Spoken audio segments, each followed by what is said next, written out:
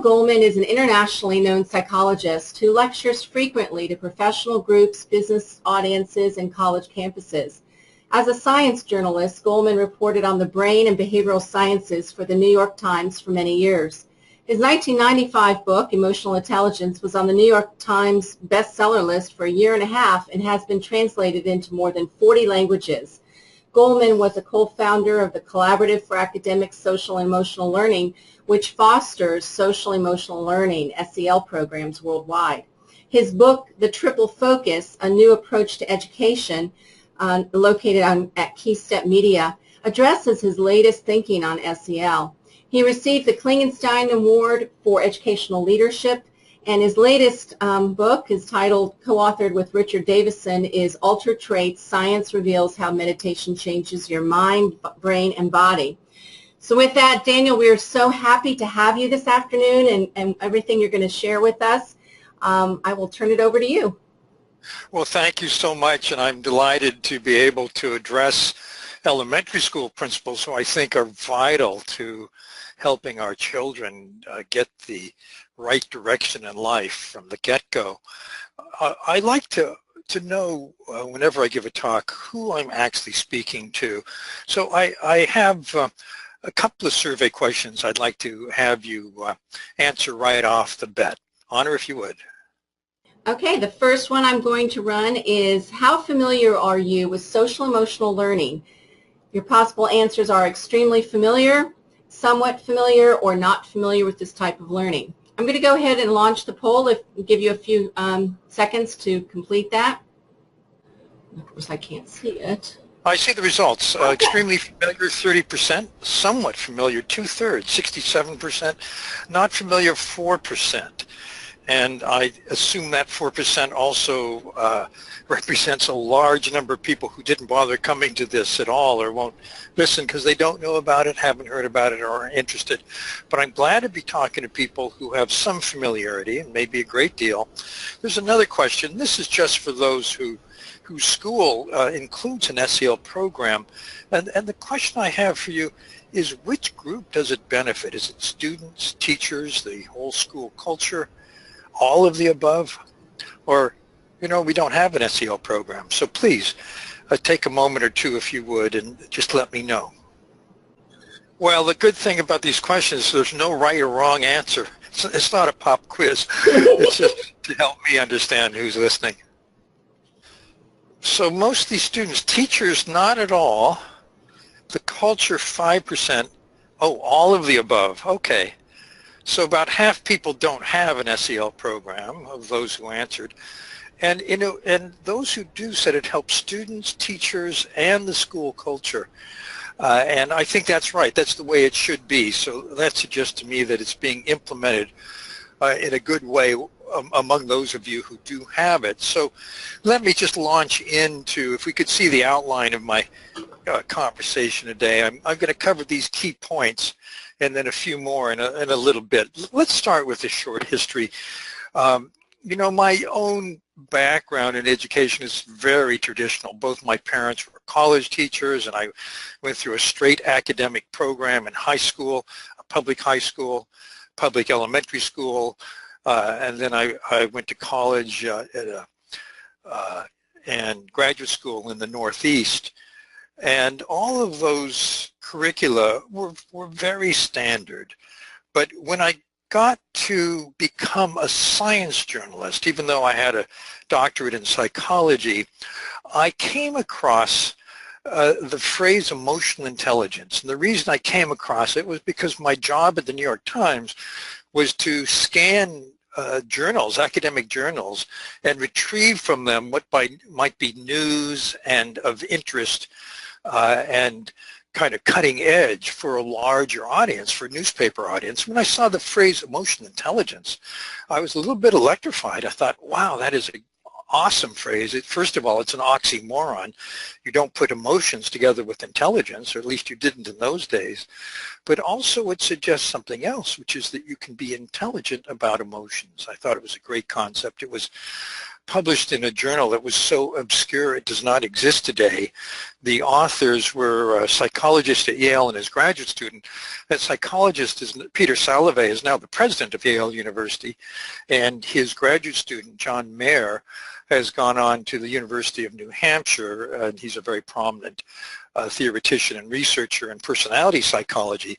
But back then, nobody had heard of it. So when I wrote about what we called at that point emotional literacy programs, I used the phrase emotional intelligence in the Times, and then of course used it as the title of the book I wrote about 5 years later. That first article was in 1990. My book came out in 95, and that book on emotional intelligence reviewed what was then a host of new findings in brain science about how emotions operate in the brain.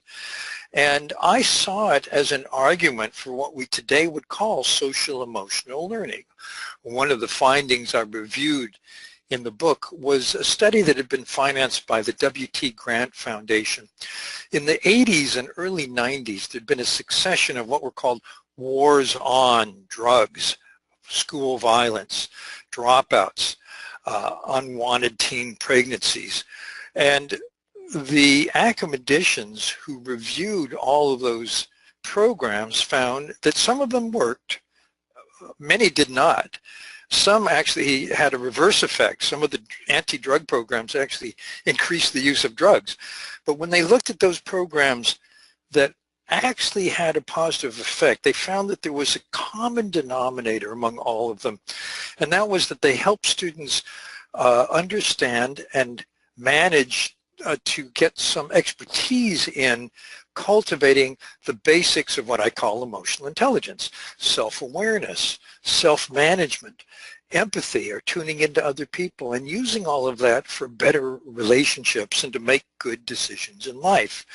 And about that time, in fact, even before the book came out, I started to meet with some of those who had designed what I thought were state-of-the-art pilot programs. I reviewed them in the book. One was called the Social Development Program, and it was in New Haven, where Yale University is. There was a Yale psychologist, Roger Weisberg, who designed it, and a young man named Tim Shriver, who was on the front lines helping students in the program. And then another program was called PATHS, P-A-T-H-S, was designed by Mark Greenberg, who was a psychologist at Pennsylvania State University. And I started meeting with Mark and Tim and Roger and a group of others, and that eventually became the basis of the founding of what's now the Collaborative for Academic, Social, and Emotional Learning, which is the worldwide premier organization for promoting these programs, for studying them. It's very research-based. The SEL movement is evidence-based. Weisberg and Greenberg are, top-rate researchers, and they set the standard. They brought in other top-flight researchers who have continued to do studies of the effectiveness of these programs, what makes them effective, and we'll see a website where you can look into some of those findings in just a little while. So the founding of CASEL happened just about the same time that the book Emotional Intelligence came out, and this was strategic because we thought, well, if anybody reads the book, who knew that it would become a global bestseller? And we thought, if anyone reads the book and wants to bring a program like this to their school, we should have a place that can help them find a program. Now there are hundreds of such programs, and CASEL sets out the guidelines for assessing whether a program is state-of-the-art or not, and how to implement, something I'll talk about in a little while. And it's a global organization. There are programs in Chinese and Spanish and French, you name it. It's become a worldwide movement. And I think one of the reasons is because it is research-based. The evidence is so strong. Greenberg and Weisberg and a group of other researchers, for example, did a meta-analysis. They looked at 213 separate controlled studies that looked at, the total number of students in the study was more than 250,000. And they looked at programs where schools they looked at schools rather where they had the programs versus those that didn't but had comparable demographics. And what they found was pooling all of that data, that pro-social behavior, you know, I feel someone at school cares about me, I like going to school, I'm not going to cut class, all of that went up about 10%. Antisocial behavior, fights, bullying, you know, you name it, went down 10%. And by the way, those drops were bigger in the schools that needed it the most. And then academic achievement scores went up 11 points. In other words, this helps students learn. And the fact that the evidence keeps supporting it gives schools and those who want to bring them into schools the kind of ammunition you need to help convince people at the local level that this is going to help our kids. Now, when it comes to the brain basics, there are two areas of the brain that are very important to understand. One is the prefrontal cortex, which is the brain's executive center. This is just behind the forehead. This is where we plan, where we learn, where we take in information, where we make rational decisions. On the other hand, there's the amygdala, which is the brain's radar for threat. This is part of the emotional circuitry in the midbrain, roughly between the ears. And there's a superhighway between the amygdala and the prefrontal cortex because as the brain's radar for threat, the amygdala, even now in you and me, is asking one question: am I safe? And if it thinks we're not safe, if it thinks there's a threat, the brain is wired so that the amygdala can take over the prefrontal cortex. This is an amygdala hijack, in a sense. The amygdala hijack has three signs. You have a very strong negative emotional feeling, like I'm fearful or angry. It's very sudden. And then when the dust settles, you typically have done something or said something or wanted to do or say something that you would regret later. In other words, our responses are not us at our best when we're in the grip of an amygdala hijack. The amygdala gets a very fuzzy signal. Although it has a hair trigger principle, it would rather be safe than sorry, but it's looking basically at something like static on a TV, if you remember the old days before digital, and yet it has to make a guess. And it's often, particularly in modern life, it's often wrong. You know, the amygdala circuitry was designed early in human history when there actually were predators that we had to beware of. They might, harm us. But now we use that same circuitry for symbolic threats. I'm not being treated fairly, for example. And if the amygdala hijacks the prefrontal cortex, that rational executive center freezes and does what the amygdala wants it to do. And the amygdala uses very primitive responses. And you can see it in, kindergartners and first graders, the kids who lash out, who hit kids, who kick kids, who bite kids even. That's the amygdala running the show. The good news is that this circuitry, particularly the circuits in the prefrontal cortex that can just say no to the amygdala, can be strengthened. And that strengthening is sometimes called cognitive control. Cognitive control is a twofer in the brain. On the one hand, it manages the emotional circuitry, and on the other hand, it also means that you have more control over your focus and attention. In other words, cognitive control means I'm going to keep my mind on this one thing, what the teacher is saying, what my book is saying, and not be distracted by this kid over here who's, acting up or whatever it might be. So cognitive control is an absolutely essential learning skill. And it's something that shows up, for example, in 4-year-olds. You might have heard of the Marshmallow Test. It's a very famous experiment that was done at Stanford University by Walter Mischel. He brought 4-year-olds who were in the preschool at Stanford into a room one by one, and a big juicy marshmallow or candy was put in front of them. They're told, you can have this now if you want, but if you wait till I run an errand, and don't eat it till I come back. You can have 2 then. And then the experimenter leaves the room. That poor kid is staring at that sweet or that marshmallow. And about a third of the kids grab it on the spot and gobble it down. Another third wait out the endless, 6, 7 minutes till the experimenter comes back. And the last third are in the middle somewhere. But at Stanford, one of Michelle's students tracked down these kids, these 4-year-olds, 14 years later as they're graduating high school, and compared the kids who grabbed with the kids who waited, and they found remarkable differences. The kids who waited got along better with their peers. They're still able to delay gratification in pursuit of their goals, which is what this is an explicit test of. And on their SATs, the college entrance exam, which in those years had 1,600 total points, they had a 210-point advantage, which is huge. So in other words, they had learned better. And it's because, most likely because they could focus. It wasn't an IQ difference. These were all children of graduate students or professors at Stanford, remember, high IQ families. So cognitive control is an independent dimension from intelligence per se. There was a study of cognitive control done in New Zealand where they took every child born over the course of a year there and followed them into their 30s, if you could imagine. But between ages 4 and 8, during the elementary school years, they tested their cognitive control in many different ways, including the Marshmallow Test. Then when they tracked them down in their 30s, they compared again the kids with low cognitive control and the kids with high cognitive control.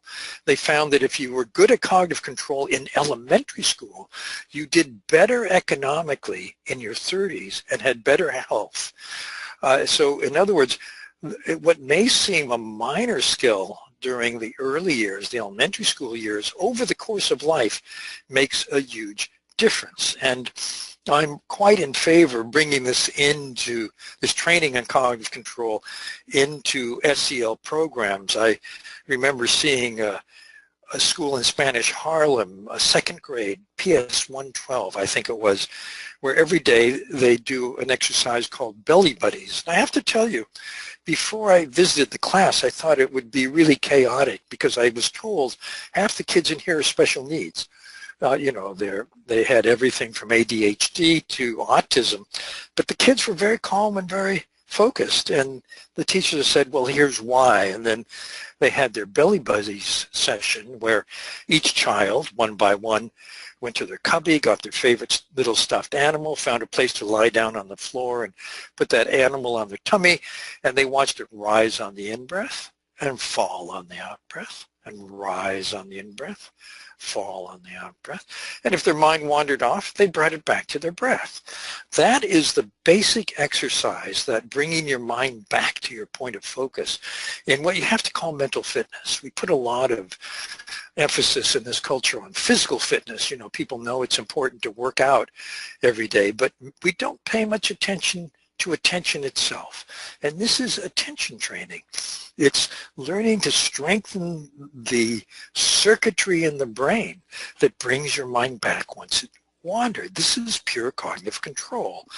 And the book I just finished, just published with neuroscientist Richard Davidson, it's called Altered Traits, documents how this kind of mental fitness strengthens not only focus and attention, but also memory and learning. In fact, college students who had a training like this, compared to those who didn't, scored 16 points higher on the graduate school entrance exam, the GRE. So there's good evidence that this helps children learn better, or helps you at any age learn better. Another bonus is that the amygdala becomes less reactive and recovers more quickly if you do react. So let's look now at some standards for emotional and social development. Honor, if you would, let's go to the next PowerPoint.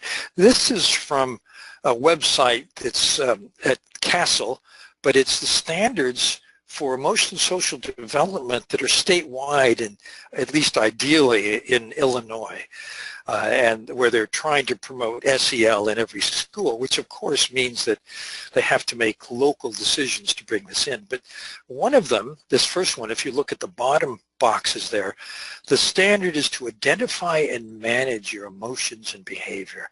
That's cognitive control. In the early elementary years, 1A there, it says recognize and accurately label emotions and how they're linked to behavior. I remember watching a second grade when I visited the schools in New Haven where they have the social development program. Every morning they'd start with a circle. They'd go around the circle and each child would say how they felt today and why they felt that way. And of course that's part of this learning standard, and the corollary of that is what does this make you want to do? So if a child said, well, I had a good start this morning and I had a nice breakfast, my mom gave me a hug and my dad gave me a hug and I feel good and I'm going to behave well, that's one thing. If a child said, I had a rotten start, everyone is arguing and I feel pretty upset, and you know, when you're upset you might do something impulsive. But 1B there is demonstrate control of impulsive behavior. So that's discussed. That's something that's modeled. That's something that the kids talk about. In the later elementary years, in terms of managing and identifying emotions, describe a range of emotions and the situations that cause them. In other words, you're mapping the cognitive development of children and helping them use that to understand their emotions better, that there are a range of ways you can feel and different situations lead to them. And then demonstrate and describe ways to express emotions in a socially acceptable manner. So a child who's upset and mad, instead of just striking out, can learn to use their words, to say, I'm mad and I feel like hitting someone, but you know, that's not the best way to react. So in other words, there are lessons that children can learn that I think really are completely complementary with the mission of the school. Let's look at another set of these standards. This has to do with how you handle relationships, interpersonal skills. So you can recognize the feelings and perspectives of others is the goal. And in the earliest years, it's recognizing how other kids might experience situations differently from yourself. And that means each child sharing how they see the same thing or how they felt about it. And then using listening skills to identify how other kids feel and how they see things. That's getting kids to talk over their emotions. And later elementary schools identify verbal, physical, and situational cues that show how others might feel. And part of this might be, for example, recognizing facial expressions. There's a wonderful website at pauleckman.com which shows the 6 basic emotions and what faces go with each emotion, with anger, sadness, happy, and so on. And there's a wonderful website for exploring emotions families, which goes back to understanding the range of emotions. Unfortunately, we didn't put that on there, or maybe we can add that later. And then finally, describe the expressed feelings and perspectives of others. So you can talk about how kids might express feelings, either in their tone of voice, facial expression, or what they say. And this is also helping kids develop empathy, understanding the perspectives of others. Finally, another important standard has to do with good decision-making in life. If we could go to the next slide here. And in the early elementary years, considering ethical, safety, and societal factors in making decisions means simply knowing why, explaining why unprovoked acts that hurt others are wrong. And this, in the early elementary years, probably means hitting some other kid or lashing out in some way. And getting children to explain why hurting another kid is not a good idea. What's wrong with that? And then identifying social norms and safety considerations. What are the rules here? What's kind of common sense about safety? And then in later elementary years, demonstrating the ability to respect the rights of self and of others, demonstrate knowledge of how social norms affect decision-making and behavior. I remember one of the elements of the social development program in New Haven was a stoplight. It's a poster at the front of every room. And it says, when you're upset, remember the stoplight. Red light, stop, calm down, and think before you act. Now, that's very rich. Stop means you can't decide what you're going to feel, but once you feel that way, you have a decision point. You can stop. You can calm down. And you can think before you act.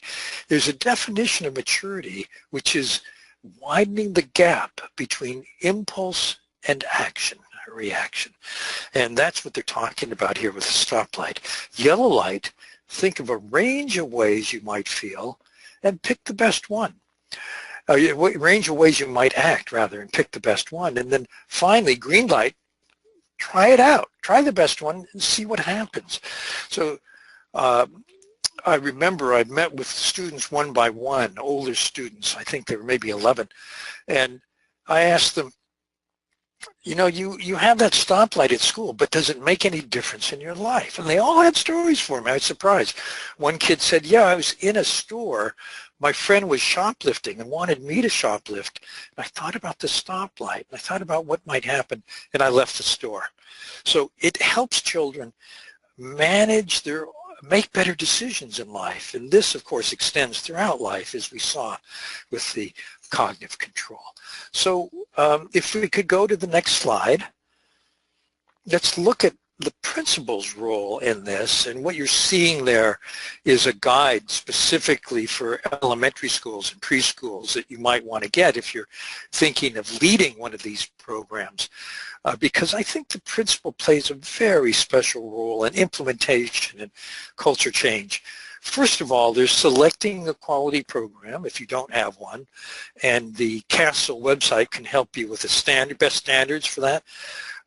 And then supporting teacher training, letting teachers know that, you know, we think this is important for our school, and we want you to get as good at managing this as you can, at being the one who's going to actually actually teach it to the kids. And principals have a very important role here, because really this entails a culture change, and you want to show that your school culture is one that values social emotional learning. I remember a study that was done in the United Kingdom for the Ministry of Education, where they looked at principals, and they actually were looking at their leadership style, whether they were articulating a shared vision that made teachers feel inspired about what they're doing, whether they coached them, or if they were distant and aloof or just authoritarian. And what they found was that there was a very positive climate if principals did the first two, if they articulated a shared goal that made what teachers do meaningful, and if they also paid attention to them individually. If they were distant, if they just criticized them, if they were aloof or authoritarian, it lowered morale enormously, and it showed up actually in achievement test scores. The first two styles, the positive climate styles, enhanced achievement scores enormously, and the negative two lowered them. And what's in there is the black box, which is the missing piece, which is the culture the principal establishes in the school. And if you're going to bring in SEL, it needs to be a culture that values this change. So finally, let me reflect a little bit on the future of social emotional learning. I've done a book called The Triple Focus that outlines this in much more detail. But I think that there things that could be added on to most of the current social emotional SEL programs. One of them addresses what's in orange there, self-awareness, self-management. I think that would be enormously enhanced if we paid more attention to helping kids strengthen their attention abilities as they do with the Belly Buddies exercise. Help them develop cognitive control, because cognitive control is both self-awareness and self-management. So one of the things that we recommend in the book, The Triple Focus, is attention training. It's that mental fitness component that I think is missing now in schools.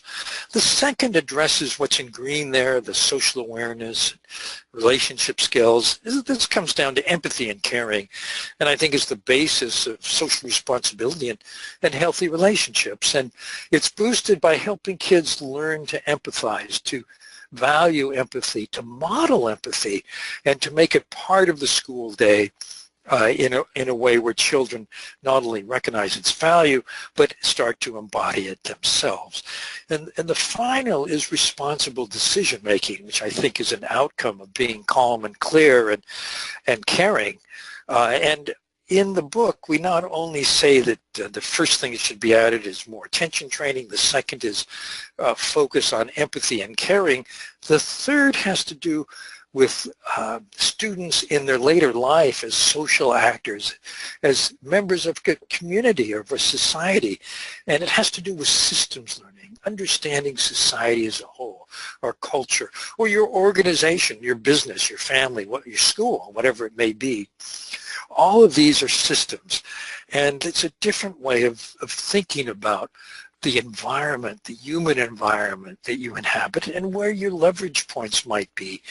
I saw a fourth grade class in Northampton, Massachusetts. It's in the depths of winter. I'm now talking to you from a snowy day in the Northeast, and it was a day like that. And the teacher of this fourth grade classroom brought in a box of clementines, these tangerines, and they were from Morocco. And before she handed them out to the students, who were so happy to see them, she said, let's think about what it took to get these clementines, these tangerines, from Morocco to Northampton in the winter. And they talked about the people who grew them, and who the farmers and the people who picked them and who boxed them and who transported them by plane or ship, and who brought them to a warehouse in America. And in other words, they're starting to understand the system behind those tangerines. And you can unpack that in much more detail. There's a new discipline called industrial ecology, which looks at something like, say, a glass that you drink from. It looks at it as a process, not a product. It sees each step along its life history, and it looks at its impact on air, water, soil. You know, when you made the glass, you had to add caustic soda to it. Well, how do you make caustic soda? What does that do at each step along the way to the environment, and so on?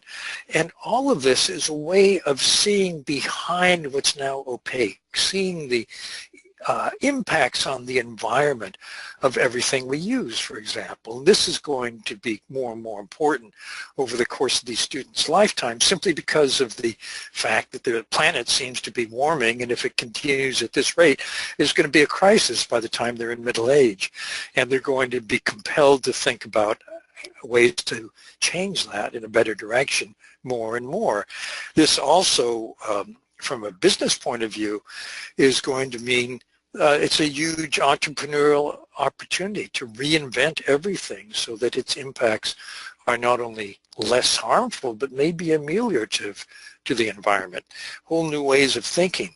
You know, right now we think if we recycle our yogurt cup, our plastic yogurt cup, that was a virtuous thing to do, but it actually remediates only about 5% of the carbon output of that cup of yogurt. The rest is in transportation and, you know, cows and so on. So students today, I think, need a more sophisticated way of understanding the systems in which they operate. And so let me close my remarks there, and let's open it up for your questions. and I welcome them. I think we have a good deal of time left, and please let me know what you're wondering about.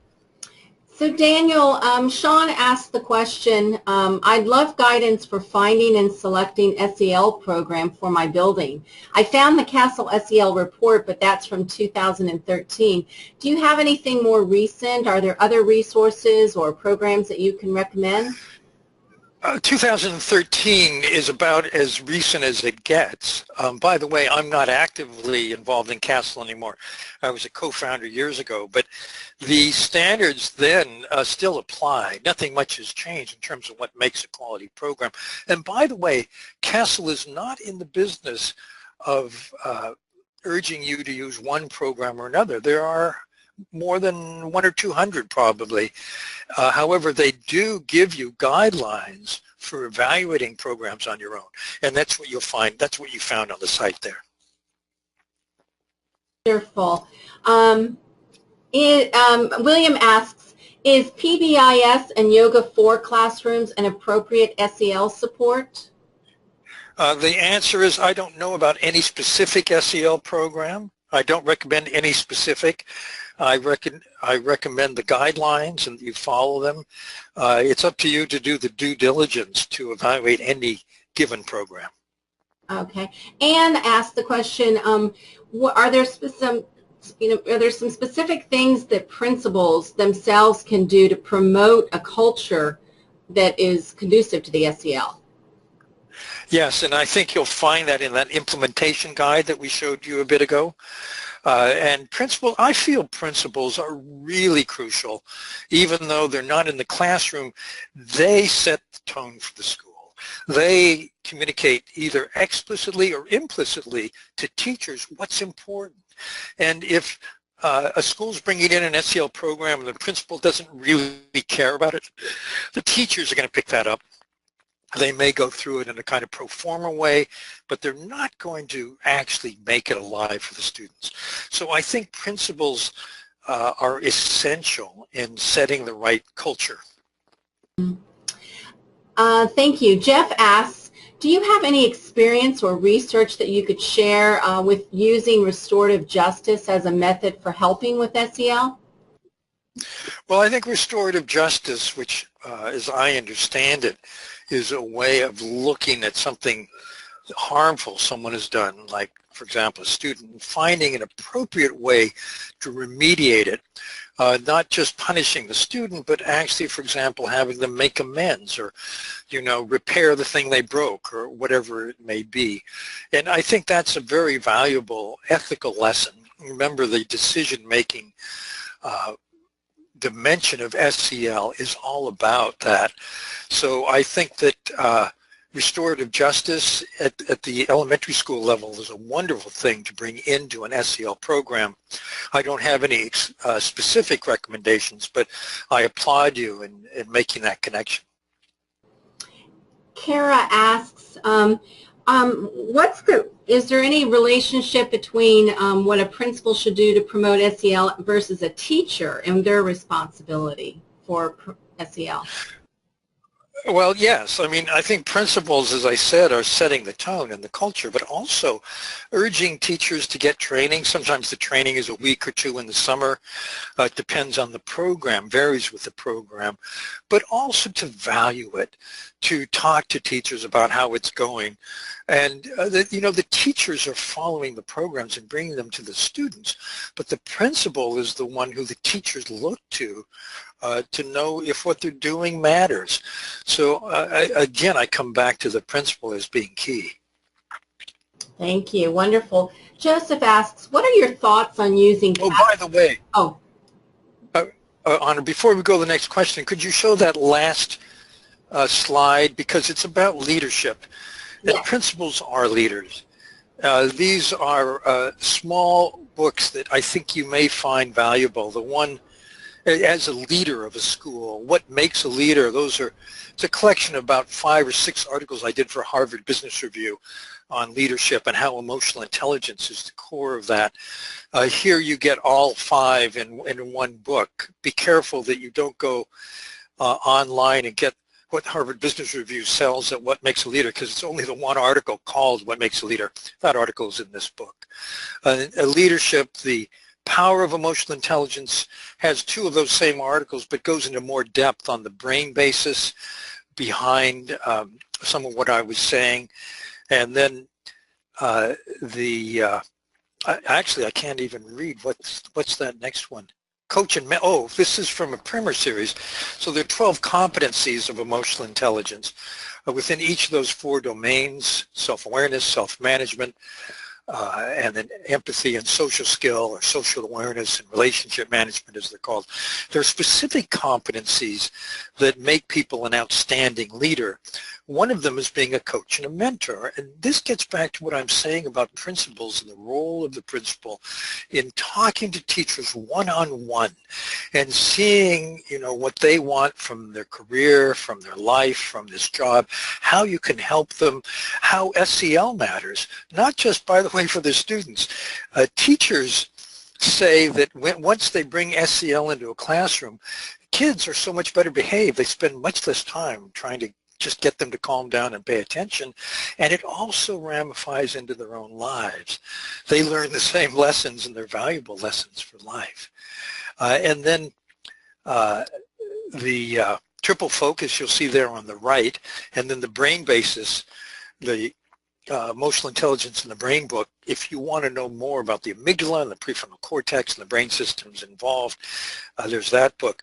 But the triple focus is explicitly about social and emotional learning, and that's where I lay out what I think the next steps might be, which are things you can bring in on your own. I'm sorry, let's go on to the next question. Okay, Joseph asks, what are your thoughts on using CASEL in upper grades 6 through 12? Well, there are programs 6 through 12 that follow the developmental trajectory of students. Actually, those programs are pre-K through 12, but because this is only elementary school, or we're focusing on elementary schools, those were the 2 I looked at. But if you go back and check out those Illinois standards, you'll see they go through middle school and high school. Thank you. And they should. Yes. Because let me just say a little more about that. Each of these lessons, for example, recognizing emotions or mastering emotions, each of those needs to be relearned as children develop cognitively, emotionally, and socially. And so the same things are taught, but in a more sophisticated way as you go through high school. And in high school, the stoplight might be, how can I say no to drugs and keep my friends? In other words, it deals with vital issues in students' lives. And this is, by the way, one reason I think kids love SEL programs, because it helps them navigate the sometimes very troubled waters of a childhood and adolescence. Thank you. Juanita asks, I am currently an administrator in a middle school where there is acting out behavior all day. Do you have any programs or research for implementing a program at the middle level? Yeah, all of these programs are at every level. So you could go to CASEL, find guidelines, identify a program, and bring it in. One of the things it will do is help kids recognize when they're getting upset, what that leads them to do, and how to manage themselves before they do something very destructive, before they act out, essentially.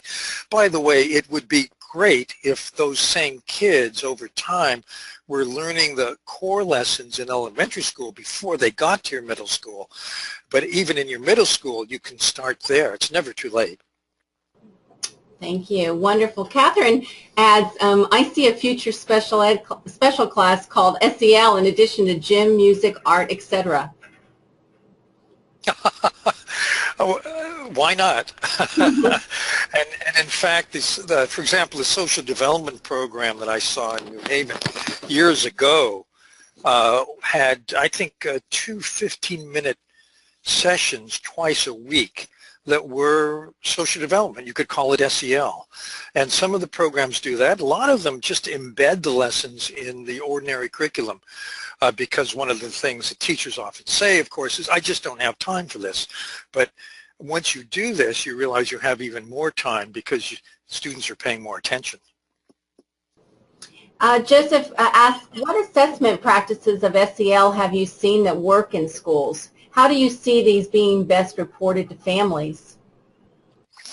Well, one of the things I saw early on in the middle school where this was brought in was the vice principal was simply recording how many kids were sent to his office for discipline, and it was plummeting as every year that SEL was in the school. So I think that there are unobtrusive measures here which are behavioral outcomes. And if you look at the research that's been done on SEL, you'll see what some of these are. They're things like number of dropouts or number of violent incidents, or there are also metrics for prosocial behavior as well. Another question, other than social thinking activities to help students in learning emotions and perspective taking, do you have other resources that a counselor or teacher could use with the students in helping them learn about these concepts? Yes, those exist, and there actually are some very good books on, they're actually for parents, but I think counselors can use the same methodology, on raising an emotionally intelligent child. One of them is by Maurice Elias, E-L-I-A-S. Another is by John Gottman, G-O-T-T-M-A-N. I recommend those too because they have tips and techniques for doing just that. Great. Sheila asks, thank you for sharing these resources. It's very valuable to count on them. Angelina asks, we have a faculty study group exploring mindfulness as a way to promote SEL. We will bring in the Belly Buddy strategy, particularly for our younger grades. Any suggestions for upper elementary, grades 3 through 5? Well, I actually did a tape. It's called Focus for Kids, which is a guided mindfulness exercise, which is basically focusing, learning to focus and keep your focus. And that's also available from Key Step Media. Great. Sheila asks, I'm trying to write in these resources too in the chat box. Sure. Say those. Okay. Sheila asks, how can we evidence the effectiveness of an SEL program? Well, as I said, there are standard assessments for doing this. There are 3 things you can chart. One is some measure of pro-social behavior. For example, in one program for very, very young children, kids can get a sticker in the garden of niceness if someone tells the teacher that they did something nice for them. So in other words, student A says to the teacher, student B did something nice, and then the teacher puts a sticker in the garden with student B's name on it. And young kids love that. So you can get metrics like that. You can also find other ways of measuring pro-social behavior. You can come up with many. You can also track antisocial acts, how many kids, hit other kids during the day, or whatever the problem may be, or wouldn't be quiet when I asked them to. How often does that happen? You can start tracking these things. And you can also look at achievement test scores, because the data suggests that they should go up with time. So those are 3 different general categories to use as assessments. Thank you all. This was quite stimulating for me too, so a real pleasure to be here.